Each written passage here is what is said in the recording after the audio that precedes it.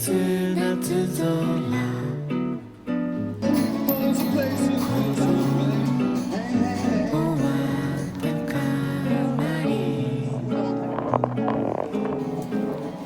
消え去ろうとする愛の言葉を貝殻の中にし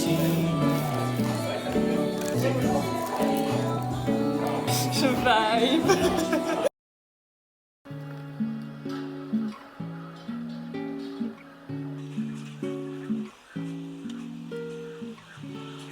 窓の外そこには春が音も立てず過ぎてゆくよ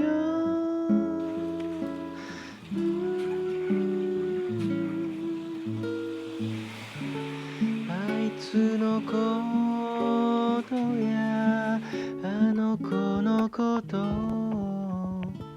考えていた朝いご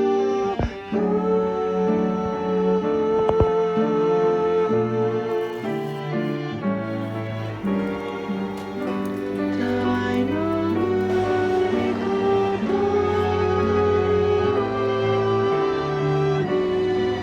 夢中になってこ C'est pour ça que ça, j'étais si mal, je crois. Vegas.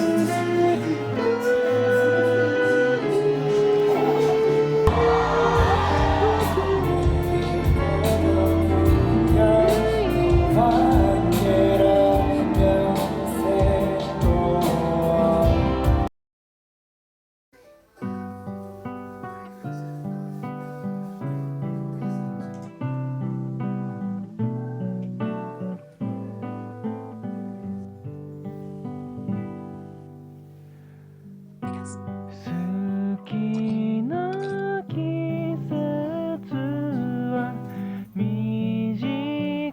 いもので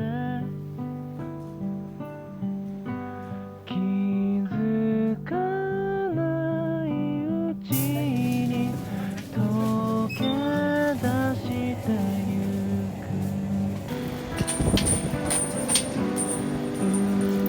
移ろう景色の中で一人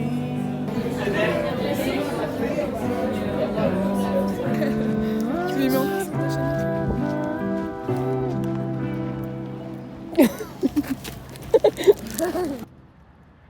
君を思う Oh.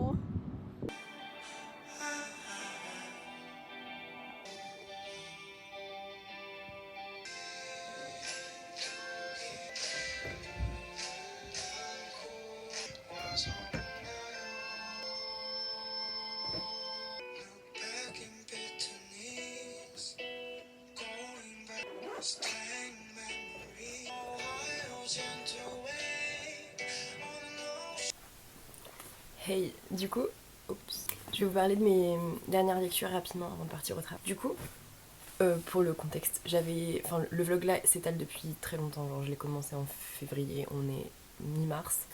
À l'époque, j'étais en train de lire un livre qui s'appelle... À l'époque, je lisais ça, ça s'appelle Sinbad ou la nostalgie.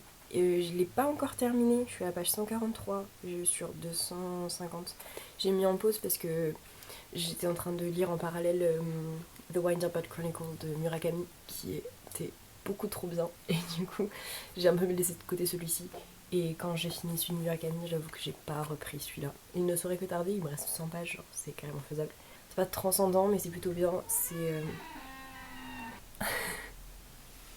la première fois que je lisais de la littérature hongroise, on suivait un monsieur qui s'appelle Sinbad, en référence à Sinbad le marin, qui se remémore toutes ses conquêtes et toutes les femmes qu'il a rencontrées et qu'il a aimées. Donc c'est plutôt pas mal, le concept est plutôt bien.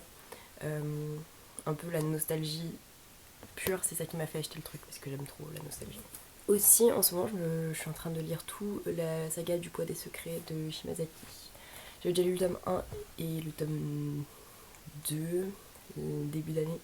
Du coup, là, j'ai lu le 3 et le 4. C'est trop bien, c'est trop bien. Je suis dans chaque tome de cette saga un membre de la famille. Leur histoire se croise tout le temps, mais chacun a genre, ses secrets et tout, et va découvrir un peu au fur et à mesure de leur vie leurs origines, plein de choses. Enfin, c'est trop bien, c'est trop touchant. L'écriture est géniale parce que c'est une autrice japonaise mais qui écrit en français. Du coup, il y a toute cette innocence de la littérature et de l'écriture japonaise, de la plume japonaise, tout en étant en français. Il y a aussi ce truc d'écrire dans une langue qui n'est pas la sienne, qui est absolument fascinante pour moi. Donc voilà. Ensuite, j'ai lu Rien à perdre de Annemie Victoire, qui était beaucoup trop bien, parce que je connaissais vraiment pas. Et ça m'a vraiment bouleversée pour le coup. On suit, enfin c'est un récit autobiographique. On suit une personne qui se découvre, en gros, qui rêvait un peu de s'échapper de sa campagne et de venir à Paris. Et genre rien que ça, je ne savais pas, je viens de la campagne et j'habite à Paris depuis un an. Et j'ai un peu toujours eu ce rêve de grandeur, et ce rêve de vivre à Paris et de faire partie de ce milieu. Maintenant que j'y suis et tout, et que ça fait quelques temps, c'était assez secouant de lire un truc comme ça. En plus, ça parle d'une personne trans. Donc voilà. C'était vraiment, vraiment assez fou. Genre vraiment, j'étais dans le métro en train de pleurer. Enfin, génial. Genre si je peux vous conseiller un livre de la rentrée de début d'année là. Incroyable. Et du coup, hier je suis allée à la librairie japonaise à Junku, mais mon obsession avec la littérature japonaise refait surface. J'avais acheté celui-là l'autre jour, Les bébés de la consigne automatique, parce que j'avais toujours lu Haruki, Murakami, mais jamais Ryu. Et je pense que je vais beaucoup aimer son style à lui. Mais je suis allée à la librairie japonaise et je regardais un peu les livres. Et j'ai demandé à la libraire là-bas si elle avait un roman qu'elle avait lu et qu'elle avait beaucoup aimé, qu'elle pouvait me conseiller en gros. Parce que je sais que c'est le genre de questions que j'aime bien qu'on me pose en tant que libraire, donc je l'ai demandé à elle. Et on a un peu discuté de ce que j'avais déjà lu. Et au final, j'ai jamais lu Yoko Ogawa. Et du coup, elle m'a conseillé celui-ci, Le petit joueur d'échecs. Et j'en avais jamais entendu parler avant. C'est sympa parce que il y a plein de romans sur les échecs. Et du coup, celui-là a l'air d'être pas mal aussi. Genre, trop bien. Du coup j'ai hâte de le lire. Je pense que ça va être trop cool. Enfin, et puis, maintenant, je suis attachée parce qu'elle me l'a recommandé. Donc voilà. Voici pour mon update lecture. Beaucoup de trucs en français, n'est-ce pas? C'est assez étonnant pour ma part. Mais je suis encore en train de lire du Murakami en anglais là. Voilà. Là, je vous laisse, je vais au travail. Bye bye. J'ai oublié de dire que j'étais aussi en train de lire Giovanni's Room. Je l'ai à peine commencé. Je suis à la page 31. Et pour l'instant, c'est absolument magnifiquement bien écrit. Genre, j'aime beaucoup.